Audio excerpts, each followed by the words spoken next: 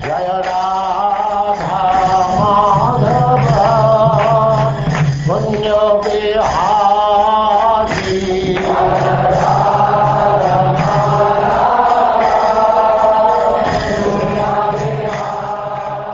And now Chapter 5, Prahlad Maharaj, the saintly son of Hiranyakashipu.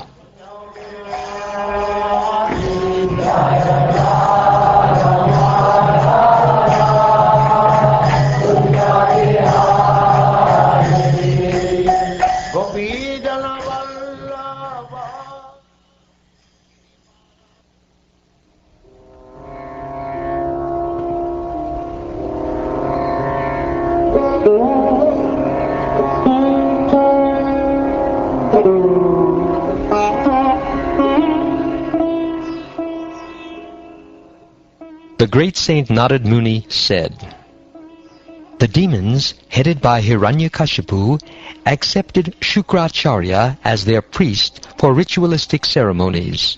Shukracharya's two sons, Shanda and Amarka, lived near Hiranyakashipu's palace.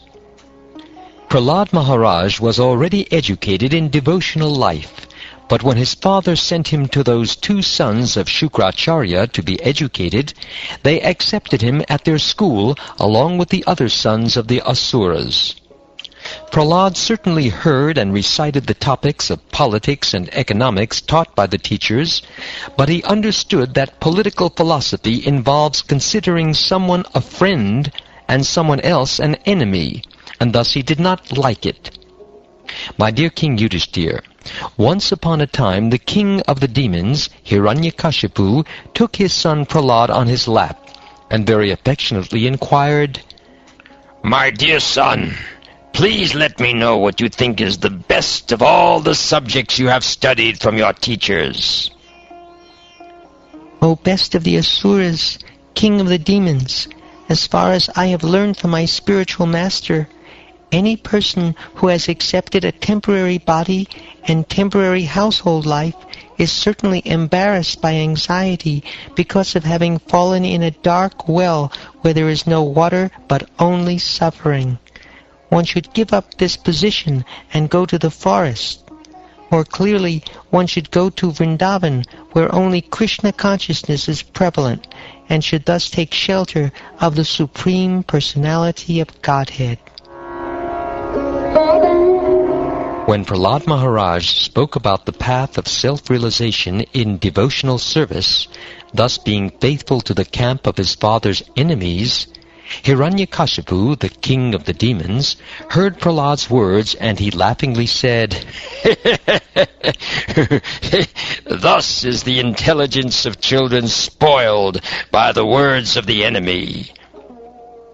My dear demons, give complete protection to this boy at the Gurukul, where he is instructed, so that his intelligence will not be further influenced by Vaishnavas who may go there in disguise."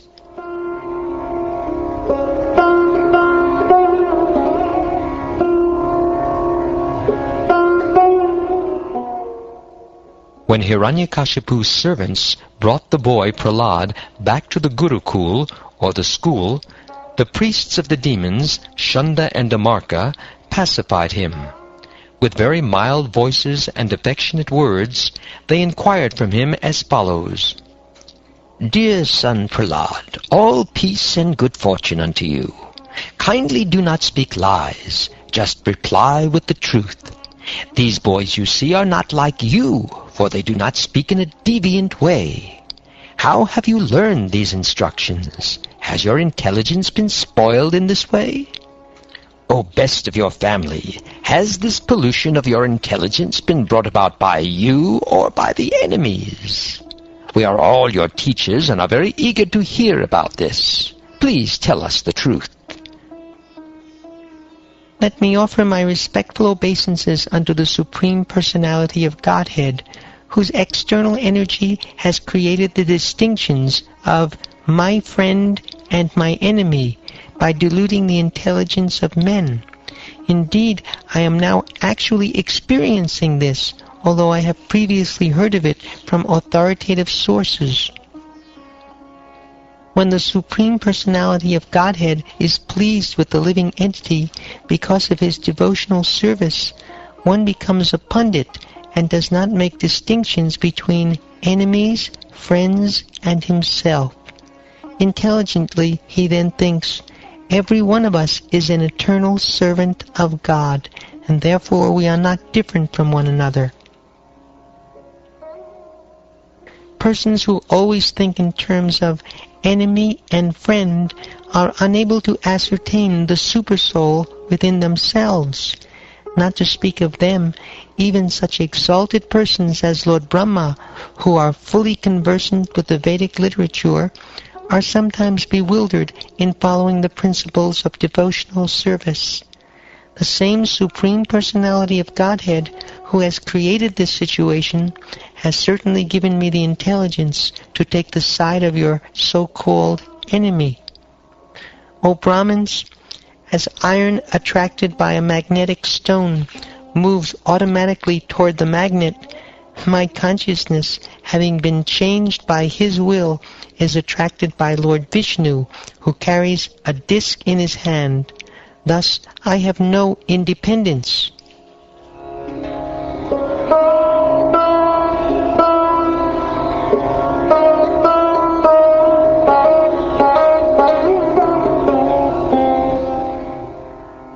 The great soul Prahlad Maharaj became silent after saying this to his teachers, Shanda and Damarka, the seminal sons of Shukracharya. These so-called Brahmins then became angry at him. Because they were the servants of Hiranyakashipu, they were very sorry, and to chastise Prahlad Maharaj, they spoke as follows. "Oh, please bring me a stick. This Prahlad is damaging our name and fame. Because of his bad intelligence, he has become like a cinder in the dynasty of the demons. Now he needs to be treated by the fourth of the 4 kinds of political diplomacy, namely chastisement. This rascal Prahlad has appeared like a thorn tree in a forest of sandalwood. To cut down sandalwood trees, an axe is needed, and the wood of the thorn tree is very suitable for the handle of such an axe. Lord Vishnu is the axe for cutting down the sandalwood forest of the family of demons, and this Prahlad is the handle for that axe."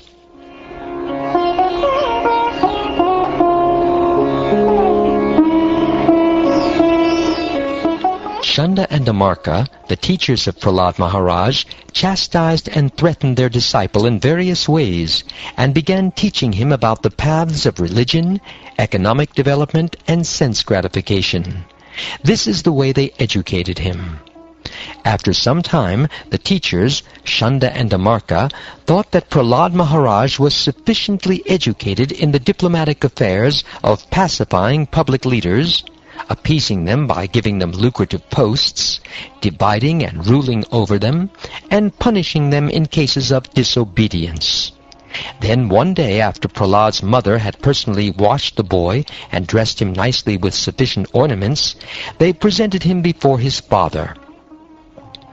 When Hiranyakashipu saw that his child had fallen at his feet and was offering obeisances, as an affectionate father, he immediately began showering blessings upon the child and embraced him with both arms.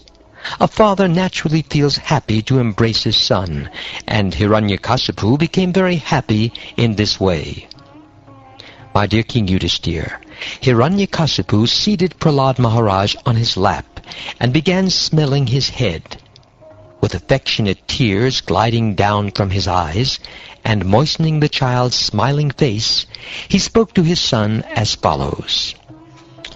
"My dear Prahlad, my dear son, O long-lived one, for so much time you have heard many things from your teachers. Now please repeat to me whatever you think is the best of that knowledge."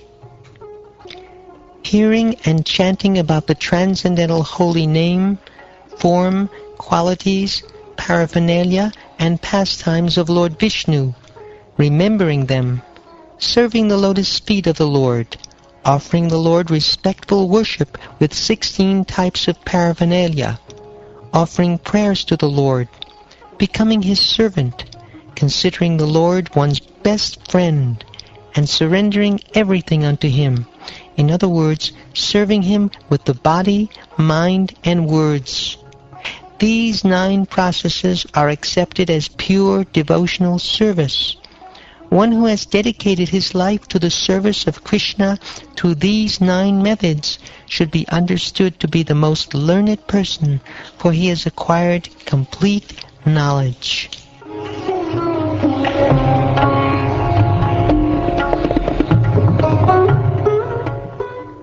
After hearing these words of devotional service from the mouth of his son Prahlad, Hiranyakashipu was extremely angry. His lips trembling, he spoke as follows to Shanda, the son of his guru, Shukracharya. O unqualified, most heinous son of a Brahmin! You have disobeyed my order and taken shelter of the party of my enemies. You have taught this poor boy about devotional service. What is this nonsense? In due course of time, various types of diseases are manifest in those who are sinful. Similarly, in this world, there are many deceptive friends in false garbs, but eventually, because of their false behavior, their actual enmity becomes manifest. O enemy of King Indra, O king, whatever your son Prahlad has said was not taught to him by me or anyone else. His spontaneous devotional service has naturally developed in him. Therefore, please give up your anger and do not unnecessarily accuse us. It is not good to insult a Brahmin in this way. When Hiranyakasipu received this reply from the teacher, he again addressed his son Prahlad. You rascal, most fallen of our family! If you have not received this education from your teachers, where have you gotten it?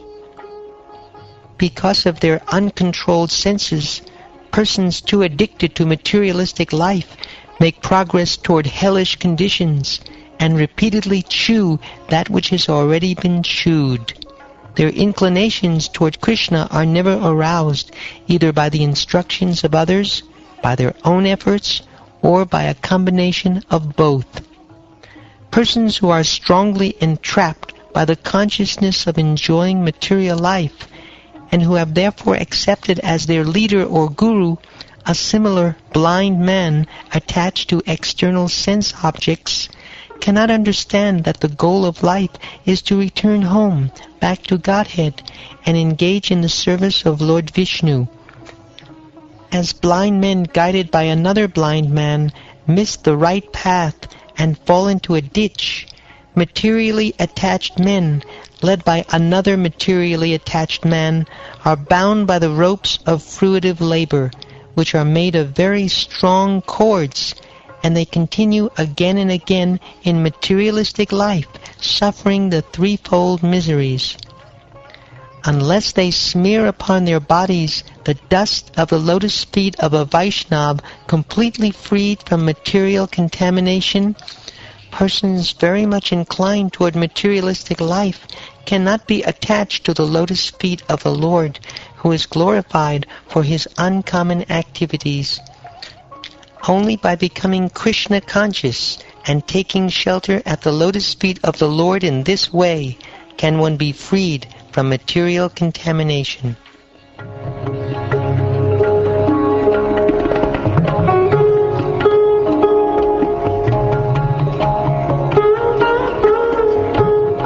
After Prahlad Maharaj had spoken in this way and become silent, Hiranyakashipu, blinded by anger, threw him off his lap and onto the ground. Indignant and angry, his reddish eyes like molten copper, Hiranyakashipu said to his servants, "O demons, take this boy away from me! He deserves to be killed! Kill him as soon as possible! This boy Prahlad is the killer of my brother, for he has given up his family to engage in the devotional service of the enemy, Lord Vishnu, like a menial servant. Although Prahlad is only 5 years old, even at this young age he has given up his affectionate relationship with his father and mother. Therefore, he is certainly untrustworthy. Indeed, it is not at all believable that he will behave well toward Vishnu. Although a medicinal herb being born in the forest, does not belong to the same category as a man. If beneficial, it is kept very carefully. Similarly, if someone outside one's family is favorable, he should be given protection like a son. On the other hand, if a limb of one's body is poisoned by disease, it must be amputated so that the rest of the body may live happily. Similarly, even one's own son, if unfavorable, must be rejected, although born of one's own body. Just as uncontrolled senses are the enemy of all yogis engaged in advancing in spiritual life, this Prahlad, who appears to be a friend, is an enemy, because I cannot control him. Therefore this enemy, whether eating, sitting, or sleeping, he must be killed by all means.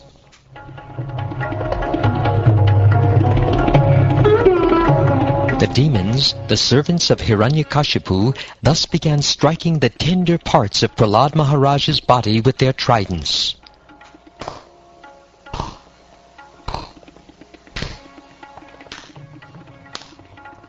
The demons all had fearful faces, sharp teeth, and reddish coppery beards and hair, and they appeared extremely threatening, making a tumultuous sound, shouting, "Chop him up! Pierce him!" They began striking Prahlad Maharaj, who sat silently, meditating upon the Supreme Personality of Godhead. Even though a person who has no assets in pious activities performs some good deed, it will have no result. Thus the weapons of the demons had no tangible effects upon Prahlad Maharaj, because he was a devotee undisturbed by material conditions and fully engaged in meditating upon and serving the Supreme Personality of Godhead, who is unchangeable, who cannot be realized by the material senses, and who is the soul of the entire universe. My dear King Yudhishthir, when all the attempts of the demons to kill Prahlad Maharaj were futile, the king of the demons, Hiranyakashipu, being most fearful, began contriving other means to kill him. Hiranyakashipu could not kill his son by throwing him beneath the feet of big elephants, throwing him among huge, fearful snakes, employing destructive spells, hurling him from the top of a hill, conjuring up illusory tricks, administering poison, starving him, exposing him to severe cold, winds, fire, and water, or throwing heavy stones to crush him. When Hiranyakashipu found that he could not in any way harm Prahlad, who was completely sinless, he was in great anxiety about what to do next. Hiranyakashipu thought, I have used many ill names in chastising this boy Prahlad, and have devised many means of killing him, but despite all my endeavors, he could not be killed. Indeed, he saved himself by his own powers, without being affected in the least by these treacheries and abominable actions. Although he is very near to me, and is merely a child, he is situated in complete fearlessness. He resembles a dog's curved tail, which can never be straightened because he never forgets my misbehavior and his connection with his master, Lord Vishnu. I can see that this boy's strength is unlimited, for he has not feared any of my punishments. He appears immortal. Therefore, because of my enmity toward him, I shall die. Or maybe this will not take place.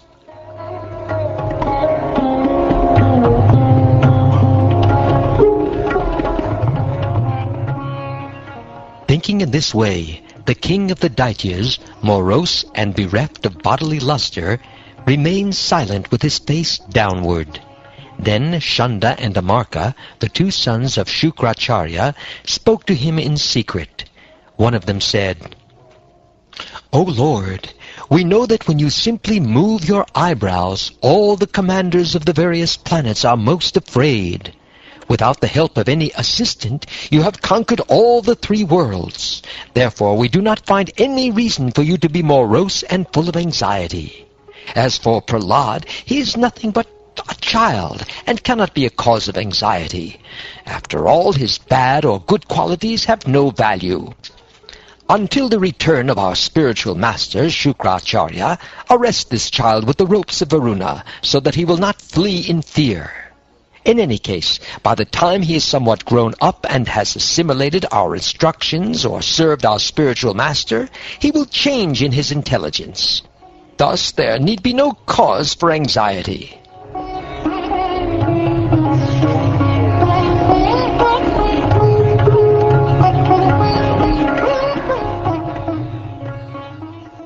After hearing these instructions of Shunda and Amarka, the sons of his spiritual master, Hiranyakashipu agreed and requested them to instruct Prahlad in that system of occupational duty which is followed by royal householder families. Thereafter, Shunda and Amarka systematically and unceasingly taught Prahlad Maharaj, who was very submissive and humble, about mundane religion, economic development, and sense gratification. The teachers Shunda and Amarka instructed Prahlad Maharaj in the 3 kinds of material advancement called religion, economic development, and sense gratification. Prahlad, however, being situated above such instructions, did not like them, for such instructions are based on the duality of worldly affairs, which involve one in a materialistic way of life marked by birth, death, old age, and disease. When the teachers went home to attend to their household affairs, the students of the same age as Prahlad Maharaj would call him to take the opportunity of leisure hours for play. Prahlad Maharaj, who was truly the supreme learned person, then addressed his class friends in very sweet language. Smiling, he began to teach them about the uselessness of the materialistic way of life. Being very kind to them, he instructed them as follows. My dear King Yudhishthira, all the children were very much affectionate and respectful to Prahlad Maharaj, and because of their tender age, they were not so polluted by the instructions and actions of their teachers, who were attached to condemned duality and bodily comfort. Thus the boys surrounded Prahlad Maharaj, giving up their playthings, and sat down to hear him. Their hearts and eyes being fixed upon him, they looked at him with great earnestness. Prahlad Maharaj, although born in a demon family, was an exalted devotee, and he desired their welfare. Thus he began instructing them about the futility of materialistic life.